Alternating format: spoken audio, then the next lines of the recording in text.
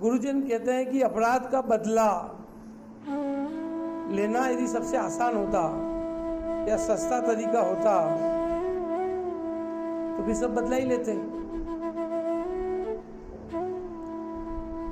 किसी भी अपमान का, किसी भी बात का यदि आप बदला लेना चाहते हैं तो वो कोई सस्ता तरीका नहीं है, उससे आपको नुकसान होना ही होना है। उस सामने वाले व्यक्ति से ज़्यादा होगा या कम होगा वो उस समय तय करेगा, लेकिन उसको नुकसान यदि आप पहुंचाना चाहते हो तो कुछ न कुछ नुकसान आपको भी होगा ही। इसीलिए यदि उस अपमान का बदला यदि सबसे सस्ता तरीका है तो उसको क्षमा कर देना, उसको सहन कर लेना, उसको माफ कर देना, उसे छोड़ देना, अपने हाल पे छोड़ देना, वही उत्तम क्षमा है। उत्तम क्षमा को मानवीय जीवन की आधारशिला माना गया है। जिसके जीवन में क्षमा है वो महानता तक पहुंच सकता है। जीवन में जितने भी महानतम व्यक्ति हुए हैं उन सब ने क्षमा को धारण किया। उन सब ने जीवन में क्षमा धारण करने के बाद ही वो महान बने हैं।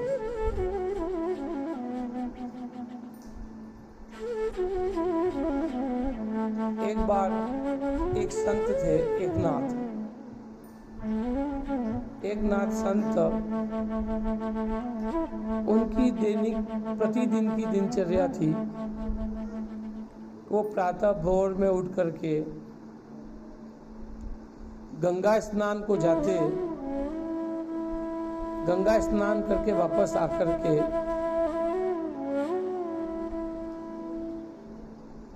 वो अपनी तपश्चर्या और आगे का नित्य कर्म करते थे। तो उनका डेली का ये नियम था कि डेली भोर में उठ करके, सुबह जल्दी उठ करके गंगा जाना, गंगा स्नान करना और वहाँ से लौट करके घर आकर के अपनी तप साधना जो भी करना वो करते थे। तो उनके घर से गंगा जी के जाने के रास्ते में बीच में एक पठान का घर था। वो पठान जो व्यक्ति था वो बड़ा द्वेष करने वाला, बड़ा ईर्ष्या करने वाला व्यक्ति था। तो वो सोचता था कि ये एकनाथ जो है वो रोज गंगा में नहा करके आता है, वो कैसे पवित्र हो गया। तो क्या करता कि डेली जब एकनाथ जी गंगा स्नान करके वापस आते हैं तो एक दिन वो बाहर निकलता है और वो पान वगैरह खाता था तो वो थूक देता है। वो थूक के छींटे एकनाथ जी पे पड़ते हैं तो वापस मुड़ जाते हैं और गंगा जी में जाकर के स्नान करके वापस आते हैं। वो वापस आते हैं तो वो पठान फिर इंतजार कर रहा था, फिर उन पे थूक जाता है। एकनाथ जी उसे कुछ नहीं कहते हैं, वापस मुड़ते हैं, फिर गंगा जी में जाकर के स्नान करके वापस आते हैं। पठान ने फिर थूक दिया। तो ये लगातार चलता रहा, लेकिन संत एकनाथ जी ने एक बार भी उसे कुछ भी नहीं कहा। ऐसा 100 बार हो जाता है, 100 बार वो थूकता और 100 बार एकनाथ जी मुड़ के जाते हैं, गंगा जी में नहाते हैं और वापस आते हैं। 101वीं बार वो नहा करके जब वापस आए तो पठान भी बड़ा लज्जित होता है। उसे लगता है कि मैंने 100 बार इस आदमी पे थूक दिया, उसके बाद भी उसने मुझे जवाब नहीं दिया। ये वास्तव में संत ही है, इसके जो लक्षण हैं वो संत के हैं।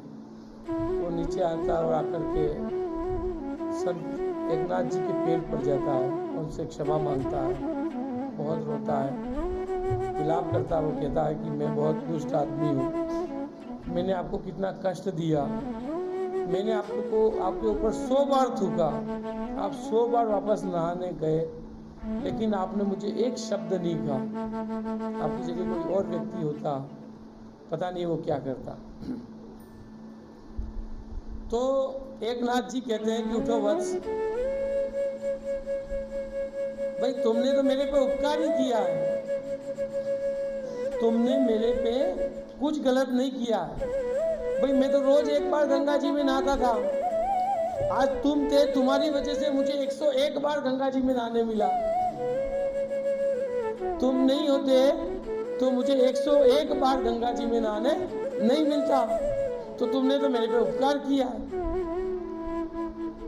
तो आप सोचिए कि एकनाथ जी को संत क्यों कहा जाता है? इसीलिए तो कहा जाता है कि उन्होंने क्षमा को धारण किया, और उस व्यक्ति ने उनके ऊपर जिस तरीके का उनका दुर्व्यवहार किया या उनका अपमान करने का प्रयास किया, उसको भी उन्होंने अपनी सकारात्मक सोच के द्वारा क्या सोचा?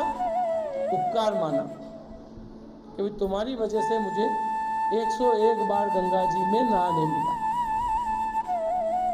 तो हमें भी इसी तरीके से जब भी क्षमा को हम धारण करें तो हमें इस बात का ध्यान रखना चाहिए कि सामने वाला यदि किसी भी भाव से हमारे साथ कोई दुर्व्यवहार कर रहा है, कोई गाली गलौज कर रहा है, या हमारा अपमान करने का प्रयास कर रहा है, हमें नुकसान पहुंचाने का प्रयास कर रहा है,